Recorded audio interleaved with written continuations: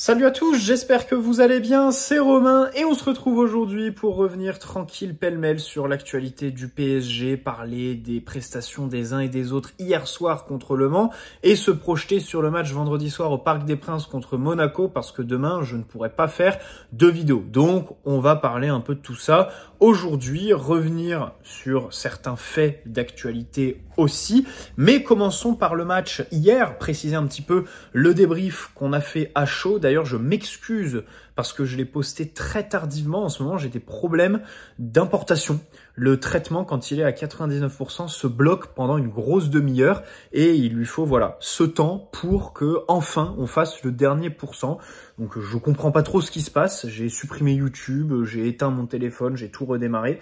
J'espère que cette vidéo ce soir va pas être trop galère à poster et que pour les débriefs, ce sera pas comme ça par la suite. Pour rappel, vendredi soir, je serai au parc, donc il n'y aura pas de débrief tout de suite après le match. Par contre, pour Brest, mardi prochain, j'espère que ça marchera. Bref, revenons donc sur ce match au Mans, avec d'abord Safonov. On a noté le très bon arrêt en fin de match, la sortie en fin de première mi-temps qui était un petit peu hasardeuse dans les airs. Mais notons aussi une vraie prudence en termes de placement, de jaillissement pour couper les contres. Parce que bien sûr, en face, Le Mans, essayait de jouer très directement. Et du coup, quand tu es une équipe de possession très haute, eh bien le gardien, il doit suivre le bloc et rester très attentif, concentré. Il l'a été hier et globalement, c'est vrai que c'est quelque chose qu'il fait toujours assez bien, le gardien russe. Donc voilà, quelque chose de positif pour lui. Yoram Zag, j'ai cherché indéfiniment. On n'a pas laissé la recette, notre part de la recette du match au Mans. Les médias ont essayé d'en faire tout un pataquès en faisant des débats, en interrogeant les officiels du Mans quand ils étaient à l'antenne. Par contre, ce qu'on peut laisser, c'est le petit latéral droit. Ça, il n'y a pas de problème. Zag, on peut l'envoyer là-bas. Parce que au-delà des placements, donc défensifs comme offensifs, très largement pris dans son dos. Offensivement, alors contre Espali, il était quasiment tout le temps hors jeu. Là, c'était d'autres problématiques, toujours derrière un joueur assez introuvable pour Désiré Doué, pour Lee Kang-in qui jouait sur son côté, mais surtout techniquement. Surtout techniquement, le mec s'entraîne tous les jours avec ce groupe et tu te dis mais comment fait-il ? Parce qu'il y a des pertes de balles qui sont quand même très dangereuses, des ballons faciles qui sont rendus à l'adversaire de façon un peu piteuse. Donc c'est vrai que autant au début de saison, il y avait l'excuse qu'il jouait à gauche, par exemple le match au Havre, mais là, il est quand même sur son côté préférentiel. Ou il y a David Boly. Alors il a 16 ans je crois, donc il est beaucoup plus jeune, c'est peut-être même pas pour la saison prochaine qu'on parle, mais il semble quand même un peu plus talentueux, un peu meilleur, donc on l'espère évidemment qu'il le sera quand il arrivera dans le groupe pro, mais d'ici là, je pense quand même qu'on doit prendre une doublure au pauvre Achraf qui du coup doit rentrer à la pause hier. Alors je ne sais pas si c'était prévu, parce que en fait Zag sort tellement à la pause tout le temps, donc contre Espali, contre Toulouse aussi. En novembre, il sort à la mi-temps. Je ne sais pas si à chaque fois c'est prévu avant ou si c'est parce qu'il est vraiment trop mauvais. Mais bon, hier ça m'a un peu étonné cette entrée d'Achraf, celle de Nuno aussi de l'autre côté qui était un peu forcée par la petite blessure de Lucas juste avant la pause, même si il était revenu sur le terrain, il s'était relevé, il était revenu. Nuno est quand même rentré et on n'a pas revu Lucas. Donc pour revenir sur Achraf, j'étais un peu déçu de le voir parce que j'aurais aimé du repos pour lui, sachant que ça fait des semaines qu'on le gère comme un blessé. Et d'ailleurs, avant le match à Brest, il y a un journaliste qui en conférence de presse a dit à Luis Enrique, donc c'était une grosse question qui concernait plein de joueurs, mais il a cité à un moment donné Achraf Hakimi qui a les ischios qui sifflent, en gros. C'est ce qui est dit par le journaliste. Et Luis Enrique lui dit bon, t'as plus d'informations que les médecins, machin, il lui fait une déclat, comme il aime les faire avec les journalistes, quoi. Mais sans pour autant démentir formellement le fait qu'Achraf joue avec une petite gêne. Donc on peut croire à cette piste. Enfin moi personnellement j'y crois et on la suggère depuis des semaines sur la chaîne parce que son entrée encore hier, bon, c'est pas génial. Alors il t'apporte de la présence offensivement, mais il loupe un duel que Kvara lui offre. Défensivement, il loupe une relance qui donne une bille à l'adversaire. Et bon, il est un peu pris la plupart du temps. Il défend pas très bien. il met les mains. Ça, c'est caractéristique du Achraf qui est un peu en difficulté. C'est quand il défend en poussant l'adversaire, en mettant ses mains. Et donc hier, il l'a un peu fait. Bon, c'est vrai que pour vendredi Monaco, la question se pose vraiment, mais il y a personne.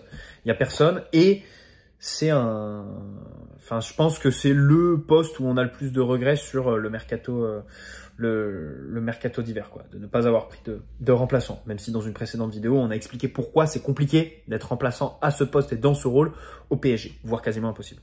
Beraldo, du coup, qui était aux côtés de Zag et Hakimi en deuxième mi-temps, était pas très tranchant au duel. Alors, sur la première mi-temps, tu peux te dire, il doit rattraper les erreurs de Zag et tout ça, mais comme je l'ai dit, même avec Achraf, c'était compliqué. Voir sa deuxième mi-temps est encore moins bonne que sa première au Brésilien. Donc, c'est dommage. C'est vrai qu'il est axial droit. Il fait pas d'erreur avec le ballon. Donc ça, c'est à noter parce que il y avait aussi une pelouse un peu compliquée qui aurait pu faire qu'il s'en mêle un peu les pinceaux. Mais non. Donc, un match moyen, voilà, où on a retrouvé le Pacho qui est un peu mou au duel. Par contre, le Beraldo, par contre, à côté, Pacho a été bon, fait un bon match. Hein, hier, c'est vrai que il a gagné quasiment tous ses duels. Dans la surface, il a bien défendu. Il a rattrapé le peu de fois où Lucas Hernandez sur le côté gauche était pris. Il était là. Beraldo, pareil, il était là pour rattraper. Après, avec ballon, comme d'habitude, hein, rien à noter. Mais vraiment, ouais, rien. Donc ça, c'est dommage. Nuno, qui rentre à la mi-temps, fait une bonne entrée, je trouve. Alors déjà, il y a la passe D pour Barcola. Ensuite, il n'est pas trop pris défensivement. Et il se permet quelques accélérations, quelques petits coups de rein. Rien de bien fou, mais une entrée que, personnellement, j'ai plutôt appréciée, que je qualifie de bonne, quoi. Fabian, donc, qui était capitaine, mais de toute façon, ce brassard est maudit au PSG. Parce que dès que tu l'as, t'es mauvais. Et j'y ai repensé parce que quand je vois Hakimi tout de suite le donner à Kimpembe quand il entre, je me rappelle que Kimpembe, avant sa grosse blessure, à chaque fois qu'il avait le brassard, il faisait une dinguerie. Le tout début de son cercle de blessures, là, c'était le match contre Brest qu'on gagne 1-0 en septembre 2022, avec Kimpembe qui fait un tacle ahurissant en fin de match, complètement con, avec le brassard. Il y a plein d'autres matchs où il était pas bon. Donc voilà, encore hier. Mbappé, pareil. Mbappé, quand tu lui donnais le brassard, tout de suite, il était introuvable, il était mauvais. Donc je sais pas trop si mentalement ça joue, mais c'est vrai qu'on a vu un Fabian très discret au milieu de terrain. Peu de passes tranchantes vers l'avant, défensivement assez peu d'activité. C'est vrai qu'un numéro 6 qui est capable de couper les contres ne serait pas de refus, objectivement. En seconde mi-temps, il est un peu meilleur, l'Espagnol, mais rien de bien transcendant non plus. Lee Kang-in. Alors Lee Kang-in, c'est dommage parce qu'il n'a pas confirmé son bon match du week-end à Brest. Hein. On se rappelle sa superbe passe D sur le 3e de Dembélé. Et dans l'ensemble, un match qu'il avait plutôt maîtrisé malgré quelques petites pertes de balles au milieu. Bon, là, hier, ça a été plus compliqué, beaucoup plus discret, pas beaucoup d'actions à noter. Puis surtout, il se fait bousculer, quoi. Il se fait bousculer par l'adversaire. Tu as l'impression que c'est un joueur qui vient d'arriver et qui doit s'adapter à la rigueur des duels en France. Donc, là-dessus, c'est vrai que j'attends que Lee Kang-in confirme parce que le match contre Brest, voilà, était une petite parenthèse à sa dernière dynamique. Il faudrait le retrouver. Après, toujours en fin de match, quand les espaces s'ouvrent, il est meilleur. Donc, dans la perspective de la Ligue des Champions qui arrive, voilà, on peut se dire que en remplaçant, en entrant, du coup, il serait plus intéressant qu'en tant que titulaire. Mayoulou, c'est dommage parce que ses entrées sont bonnes, mais dès que tu te retrouves face à un bloc qui est un peu serré derrière, donc en fait, le problème quand tu es jeune au PSG, c'est que tu joues les petits matchs qui, par définition, ont tous la même philosophie. Un adversaire qui t'attend bas et qui veut te prendre en compte. Donc, tu as assez peu d'espace pour te montrer. C'est typiquement ce qui se passe avec Mayoulou. Quand il rentre en Ligue 1, plutôt bon. Voilà, à Brest, par exemple, beaucoup d'espace. Il fait des déplacements tranchants. Là, bon, plus difficile. Après, il y a un vrai truc qui m'a déçu, et ça, je l'ai dit dans le débrief, c'est les 2 frappes, quoi, qui sont données par Kvaratskhelia. Alors, c'est pas non plus des occasions de dingue, mais la nonchalance qu'il dégage au moment de frapper dans le ballon, elle me gêne un peu, Mayoulou. Voilà. Désiré Doué, bon alors lui, heureusement qu'il marque, hein, parce que c'est vrai que le reste de son match était plutôt compliqué, donc son but, super, hein, voilà, avec les petites célébrations de Neymar qui font plaisir.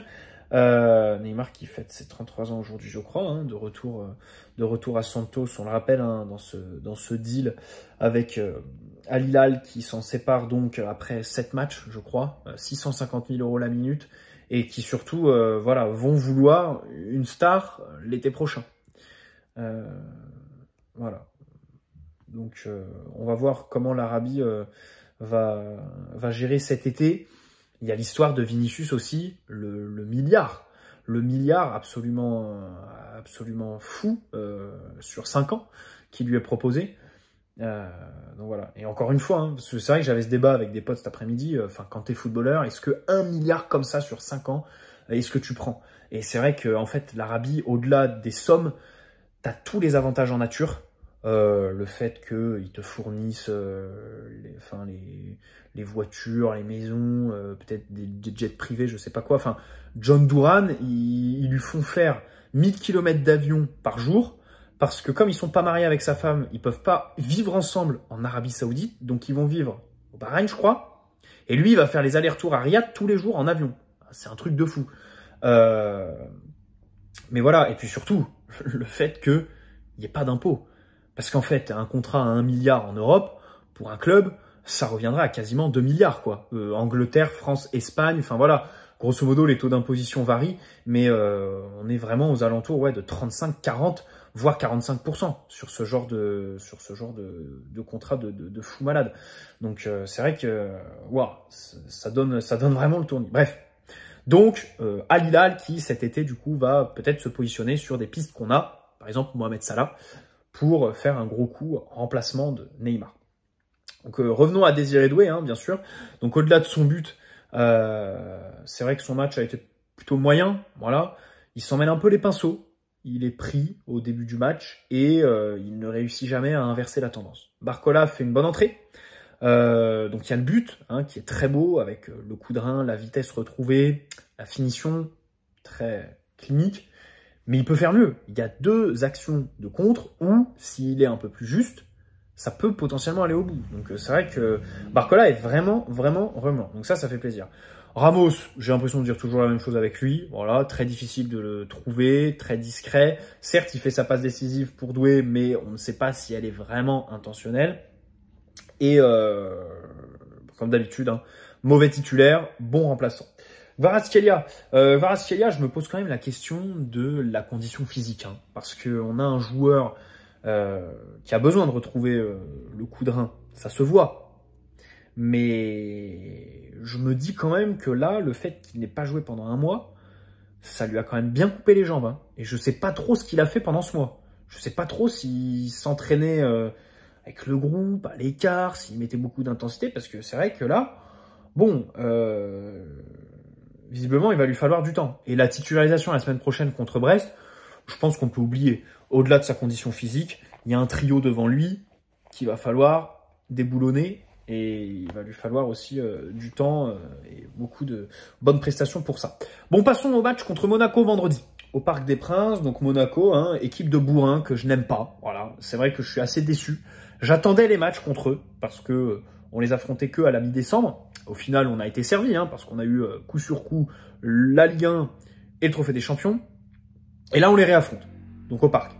Avant la Ligue des Champions pour les 2 équipes. Donc, ça devrait faire tourner des 2 côtés. Mais c'est vrai que c'est une équipe de bourrins. On pense à Singo qui a charcuté complet Donnarumma, mais même dans les duels, c'est vrai que la dimension athlétique est très prononcée chez eux.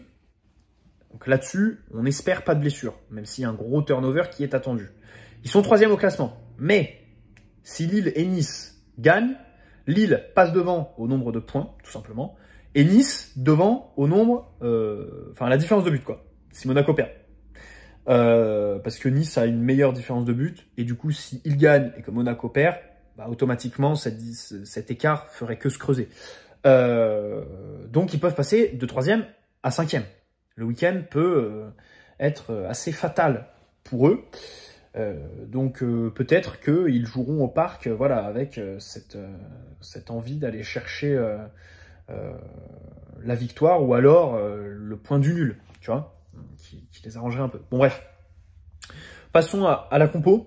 Donc Donnarumma qui devrait retrouver ses caches bien sûr pour confirmer sa belle dynamique du moment. On espère un nouveau clean sheet du coup pour le PSG. C'était Safonov cette semaine. Le dernier pour Donnarumma, eh bien c'était contre Monaco au Trophée des Champions début janvier à Doha. On espère voilà, retrouver le Donnarumma qui fait les arrêts à des moments clutch, qui est sûr dans les airs et avec le ballon. À droite, comme j'ai dit, j'aimerais mettre Hakimi au repos, mais c'est vrai qu'il n'y a personne derrière, quoi. Zag, ça paraît impossible de l'imaginer. Warren, il est blessé pour 3 semaines. Il faut absolument pas précipiter le truc comme l'année dernière. Voilà. Déjà, qu'il s'en tire avec 3 semaines sur l'action à Stuttgart, où quand même, voilà, sa cheville a pris cher, c'est un miracle. Voilà, c'est peut-être aussi le fait qu'il soit encore très très jeune et que du coup ses capacités de récupération sont vraiment décuplées. Mais on a donc personne derrière Hakimi, donc malheureusement je le titulariserai peut-être. Alors pourquoi pas le mettre en 3e central du coup, et sur le côté gauche, voilà, donner plus de liberté, de responsabilité à Nuno. Marquinhos bien sûr, je titularise, il était au repos hier.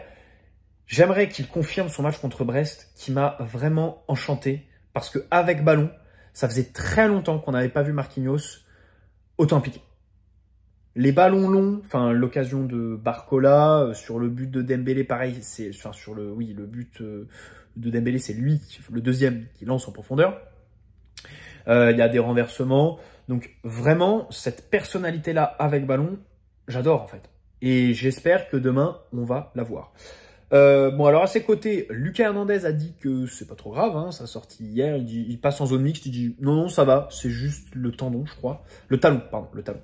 Donc voilà, il s'était relevé, hein, on rappelle qu'il était revenu sur le terrain avant la mi-temps. Au final, peut-être une précaution de Luis Enrique que de ne pas le faire revenir. Peut-être donner du repos à Pacho. Parce que Ludovic Ajorg va l'attendre juste derrière, il faut qu'il soit prêt. Même si les difficultés qu'il rencontre contre l'attaquant brestois, je pense qu'elles ne sont pas à mettre sur la fatigue. Fin 2024, quand il était mauvais, on disait voilà, c'est la fatigue. Là, je pense qu'Ajorg est tout simplement un attaquant qui permet à Pacho, qui ne permet pas du coup à Pacho de défendre selon son registre préféré. Voilà. Il est trop physique, il en impose trop en fait à Pacho, et du coup c'est un peu compliqué pour lui. Bon, malgré ça, je pense quand même que faut qu'il soit en forme, et il a joué hier, hein, il était titulaire hier, après avoir joué à Brest du coup. Donc, vendredi, on le laisse tranquille. Beraldo axial gauche, tiens, essayez de le voir quand même sur son bon pied. Voilà, potentiellement on peut avoir une charnière assez plaisante avec ballon si Marquinhos fait le jeu long et Beraldo les renversements. Bon, Kimpembe, malheureusement pour lui, il est hors des débats. En zone mixte hier, il y a des journalistes qui lui ont dit « Ouais, est-ce que c'est ambitieux de parler d'un retour en Ligue 1, d'un retour en Ligue des Champions ?» Et la Ligue des Champions, on fait une croix dessus. Hein. On fait vraiment une croix dessus. C'est vrai que si ça lui a fait plaisir, évidemment, et nous aussi, de le revoir sur le terrain, sportivement, pas gagné grand-chose par son entrée hier, Kimpembe. Hein. Voilà. D'ailleurs, Luis Enrique le dit, hein, je suis pas là pour offrir des minutes machin chouette. Hein. Bon, on va voir la suite des événements avec lui. Latéral gauche, je mets Nuno, et du coup, comme je l'ai dit, je lui donne ce rôle un petit peu plus haut, même si c'est vrai que d'habitude, il est moins bon. Hein. C'est vrai que quand il part de plus haut, c'est plus difficile. Il est peut-être finalement pas fait pour être ailier, par exemple, comme il finit certains matchs ces derniers temps avec Lucas Hernandez derrière lui. Mais bon, voilà, demain, je préfère avoir Achraf plus bas pour qu'il soit un peu tranquille, bridé, et qu'il soit sur le terrain, quoi, qu'il fasse acte de présence défensive, et c'est tout, quoi. Pas qu'il cavale comme un cheval, comme il le fait d'habitude. Bon, au milieu, donc Vitinha est rentré hier, pas grand-chose à signaler. Il a fait tourner le ballon. Donc vendredi, bien sûr, il va retrouver son poste de numéro 6. À ses côtés, Neves qui va avoir un patch dans le dos. Après celui de meilleur buteur, celui de meilleur passeur a été lancé, là, aujourd'hui, par la Ligue, en fait. Donc, chaque journée, celui qui est en tête du classement des passeurs va avoir un espèce de P-design au-dessus de son nom sur le maillot. Et du coup, c'est Neves, parce qu'il a 6 passes D. marqué en moins de temps de jeu que celui avec lequel il est à égalité, parce qu'il y en a un autre qui a 6 passes D. Donc voilà, ça fait plaisir. C'est bien pour valoriser tes joueurs. Après, je le répète indéfiniment, la Ligue, les épées, les trucs, les blasons, on s'en branle, quoi. Si vous voulez valoriser vos joueurs, gonflez les stats. Le même Neves s'est vu refuser une passe D contre Le Havre à la première journée, ou c'était la deuxième, cette saison. Malgré le fait que c'était bien la dernière passe, c'était vraiment une passe très claire, pas déviée. Voilà, Neves, Barcola. Mais comme Barcola a eu beaucoup de travail à faire avant de marquer, ils l'ont pas considéré comme une passe D. Et ils l'ont refusé. Et plusieurs fois, ils ont fait ça. Mais ça fait des années que la LFP est très dure là-dessus. On pourrait aussi comparer avec l'Allemagne, où quand tu obtiens un penalty, ça compte comme passe décisive. Voilà. Faites plutôt ce genre d'initiative pour gonfler les stats. Ça ne coûte rien, mais vraiment. C'est comme les buts qu'ils attribuent en contre son camp. Nuno Mendes, l'égalisation contre Nice en octobre, qu'ils attribuent en contre son camp, plutôt qu'un but à Nuno. C'est un peu stupide, voilà. Mais bon, c'est comme ça. Pour accompagner du coup ce duo Neves-Vitinha, je mettrais peut-être Désiré Doué, le voir en tant que relayeur. C'est vrai qu'au match aller de Ligue 1, il était faux numéro 9, qui décrochait beaucoup. Il avait un peu ce rôle de milieu le plus avancé, le plus haut sur le terrain. Donc demain, je lui donne. Mais du coup, avec quelqu'un devant lui dans ce rôle de faux neuf. Je trouve intéressant. J'aimerais le mettre à droite, plutôt sur le côté du coup où il y a le latéral qui reste derrière, quoi. Parce que c'est vrai que Désiré Doué est un joueur qui prend des risques, qui peut perdre le ballon. Donc le mettre sur un côté où tu as et lui et le latéral qui grimpe. Donc ils interfèrent, quoi. Quand Hakimi veut monter, Neves passe à droite et Désiré Doué à gauche, et inversement quand Hakimi reste derrière, que Doué vienne sur le côté droit. Kvaratskhelia, bien sûr, devant, ailier gauche, qui peut permuter avec Barcola. Il doit enchaîner les minutes. Et je lui en donne vendredi, même si je crois qu'il finit le match hier au Mans. Il sera pas titulaire en Ligue des Champions, en fait. Il va rentrer, je pense, contre Brest. Mais il faut lui donner le plus de minutes. Là, une petite heure, ça peut lui faire du bien. Donc on le titularise. Surtout que là, il a eu des matchs un peu fermés à jouer, enfin à part Brest le week-end dernier. Là, contre Monaco, ce sera peut-être un peu plus ouvert. Donc on va le titulariser avec à ses côtés Dembélé faux neuf. Dembélé, voilà, qui va retrouver son nouveau poste, où il est faux neuf, mais il marque des vrais buts de numéro 9. C'est marrant, ce triplé, voilà, de buts de renard. Et en fait, dans le jeu, force est de constater qu'on peut en attendre plus de Dembouz. C'est vrai que, alors parfois il revient pas, donc il est hors jeu. D'autres, quand il décroche, qu'il prend le ballon, il n'est pas juste, il va s'empaler dans les défenseurs. Et c'est vrai qu'il participe beaucoup moins. Il apporte beaucoup moins dans le jeu. Donc là-dessus, il y a un vrai axe de progression, parce que les statistiques, bon, elles vont pas suivre indéfiniment, quoi. Il va pas mettre des triplés à chaque match. On est clairement sur une anomalie statistique. Donc, c'est vrai que ce poste de faux neuf, j'espère voir Dembélé un peu plus utile dans le jeu. C'est là où, bien sûr, il doit progresser pour donner plus de consistance à sa formidable dynamique du moment. Et donc, je mets Barcola côté droit. Alors, du coup, il peut changer, bien sûr, avec Kvaratskhelia ou même avec Dembélé. Mais moi, j'aime bien Barcola côté droit parce que, voilà, il prend la profondeur. Et j'ai l'impression que c'est quelque chose qu'on travaille vraiment ces derniers temps. Ajouter ce jeu direct dans le dos de la ligne défensive adverse, c'est travailler. On met trop de buts ces derniers temps pour que ça ne le soit pas. On est trop dangereux là-dessus. Quand même Marquinhos tente ce genre de passe, c'est qu'à l'entraînement, c'est vraiment un axe de travail. Donc, Barcola me semble plus à l'aise sur le côté droit pour faire ça. Kvaratskhelia aussi fait des appels. Je pensais que c'était un ailier, voilà. Alors, bon, les appels sont pas forcément très tranchants, parce qu'en fait, quand il reçoit le ballon, il court pas au but, en fait. Peut-être parce qu'il sait qu'il n'est pas en condition physique, ou tout simplement qu'il n'a pas la vitesse. Mais il fait quand même des appels dans le dos, qui sont un peu tranchants, et qui peuvent être servis aussi, bien sûr, quand il fait les passes va et qu'il y a un milieu sans personnalité qui lui remet pas. Fabien Ruiz par moment, Vitinha aussi. Bref, voilà, 2 choses pour terminer cette vidéo. D'abord, le directeur sportif du Napoli qui est revenu sur le transfert de Kvaratskhelia aujourd'hui en conférence de presse en disant qu'ils ont été victimes d'une forme de chantage. Alors, je sais pas quel chantage, parce que le joueur était sous contrat jusqu'en 2027. Tu pouvais le garder, comme ils l'ont toujours fait avec les joueurs. Il nous fait le discours de tu peux pas garder un joueur contre sa volonté. Il voulait déjà se casser cet été, hein, tu l'as gardé contre sa volonté. Et il y en a plein que De Laurentiis a emprisonné au Napoli. Voilà. Et au final, ils ont été très mal vendus par la suite. Donc bon, je n'ai pas trop compris cette idée d'être un peu offensif. Ils ont peiné aussi, hein. Il a dit qu'ils ont peiné à le remplacer parce que Adeyemi avait un accord, je crois, avec Dortmund, mais le joueur a refusé d'aller à Naples. Bon, j'ai pas trop compris parce que Dortmund, c'est quand même le foutoir cette saison. Naples, ils sont premiers de Serie A, t'as quand même l'occasion d'aller chercher un titre de champion. Après, quand tu signes à Naples, l'idée, c'est quand même de te mettre une clause libératoire abordable, quoi. Si tu signes sans clause libératoire et pour 5 ans, t'es mort. Voilà. Enfin, à moins que tu sois mauvais. Mais c'est vrai qu'avec une petite clause libératoire à 30-40, bon, j'y serais allé si j'étais à des... Mais bon, c'est pas grave.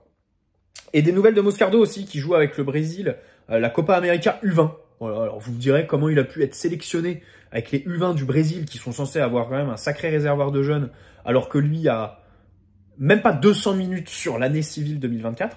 Et ben sachez que rien que sur la Copa América qu'il joue depuis 15 jours, il en a 400 des minutes. Donc il a doublé son temps de jeu sur la dernière année civile en 15 jours. En plus, il fait un but de la tête et une passe D. Ça, c'était au tout dernier match hier. Et il lui reste 4 matchs à jouer sur les 15 prochains jours. Donc voilà, c'est plutôt pas mal. On a un joueur qui reprend du temps de jeu, qui reprend confiance. Donc ça fait plaisir. Et après, du coup, il retournera à Reims. Cet été, voilà, le prêt, je pense qu'on va le péter. Et que soit il revient, soit il refait ses gammes ailleurs. Bref, bonne soirée à tous. N'hésitez pas à poser un like si cette vidéo vous a plu, vous abonner si ce n'est pas déjà fait. Et donc, on se retrouve samedi. Ce sera samedi le débrief, si j'ai le temps. Pareil, si j'ai le temps, parce que là, c'est vrai qu'en ce moment, c'est un peu compliqué. Pour débriefer quand même ce PSG Monaco que je vais voir au Parc des Princes. Ciao les amis, prenez soin de vous.